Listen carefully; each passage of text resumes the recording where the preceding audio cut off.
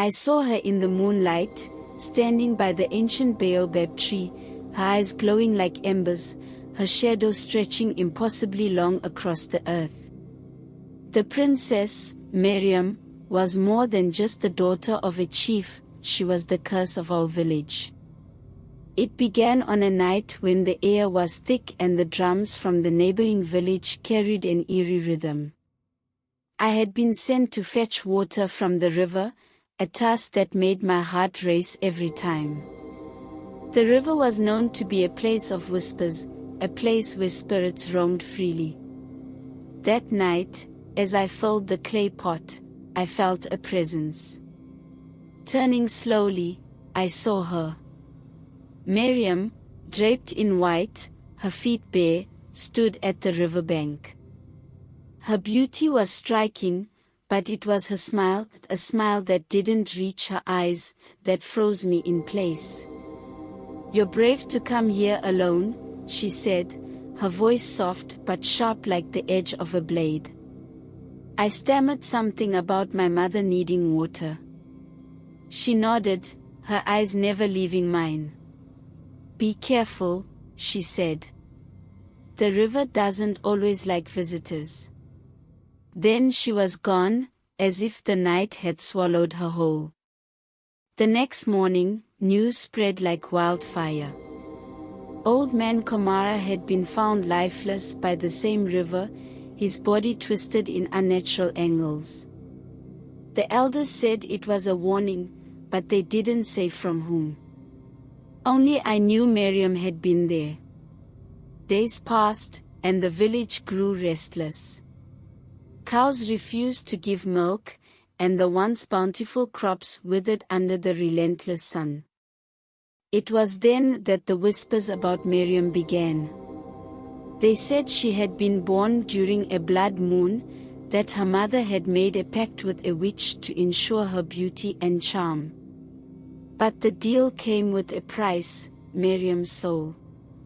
One night, desperate for answers, I followed her. She left her father's compound and walked deep into the forest, her path illuminated by the moon. She moved with purpose, as if drawn by an unseen force. I kept my distance, my heart pounding like a war drum. She stopped at the ancient baobab tree, a place forbidden to us. Under its gnarled branches stood an old woman, her back hunched, her skin as dark and cracked as the earth in the dry season. "The witch.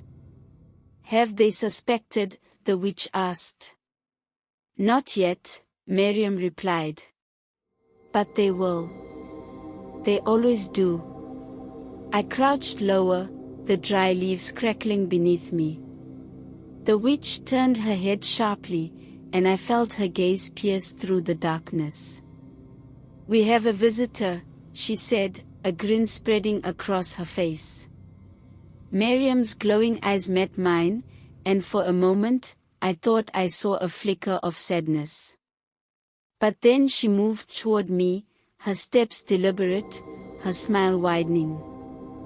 "Why are you here?" she asked, her voice like a lullaby laced with venom. I wanted to run, but my legs refused to obey.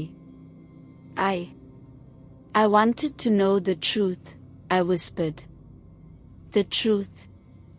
Miriam laughed, a sound that sent chills down my spine.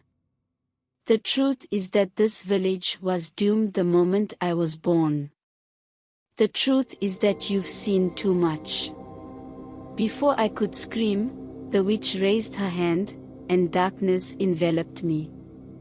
When I woke, I was back at the riverbank, the clay pot shattered beside me. The village was in chaos. Houses burned, and the air was thick with the stench of fear. Miriam and the witch were gone, leaving only the ancient baobab tree standing tall and silent. To this day, the villagers speak of the cursed princess and her pact with the witch. Some say she roams the forests, her glowing eyes searching for her next victim. Others believe she's waiting for the right time to return. As for me, I bear the mark of that night, a crescent-shaped scar on my palm, a reminder of the danger that comes with seeking the truth. And every time the moon is full, I hear her voice in the wind, whispering my name.